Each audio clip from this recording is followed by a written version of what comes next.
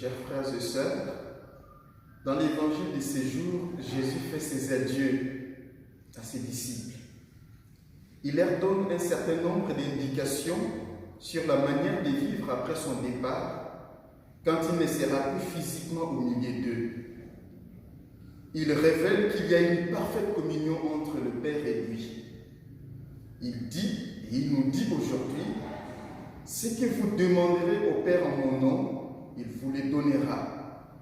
Jusqu'à présent, vous n'avez rien demandé en mon nom.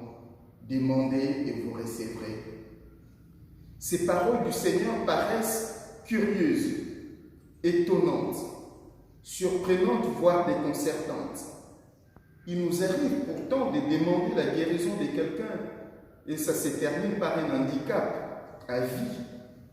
Il nous arrive de demander la guérison de quelqu'un que nous aimons et il meurt après.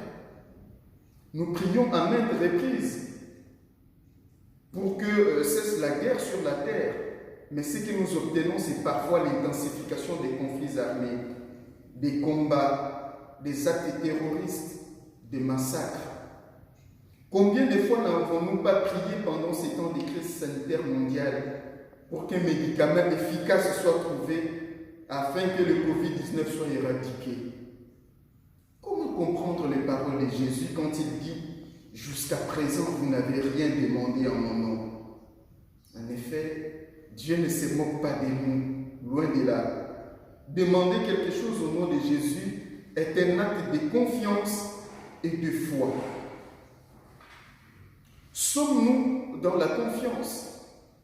Avons-nous la foi en Jésus qui nous place directement en relation avec son Père? Dans son épître, Saint Jacques montre que les demandes faites à Dieu peuvent ne pas avoir de réponse. Il nous arrive, dit-il, que nous demandions mal juste pour satisfaire notre intérêt personnel ou notre convoitise. Jacques chapitre 4, du verset 2 au verset 3. Un chrétien n'est pas celui qui joue un double jeu avant de s'adresser à Dieu dans la prière. Il n'est pas celui qui demande la guérison pour un X pendant qu'il fait souffrir un Y. Il n'est pas celui qui demande la paix pour tel pays, telle partie du monde, alors que dans un autre cas, il est un agent de renseignement au mouvement terroriste, aux gens qui massacrent les autres, aux gens qui terrorisent la population. La prière est aussi sincère lorsque nous sommes capables d'offrir à Dieu ce qui en est la cause. Ainsi, en demandant une guérison, nous offrons notre maladie. En demandant une libération, nous offrons notre enfermement. En demandant le pardon à Dieu, nous offrons en même temps notre péché.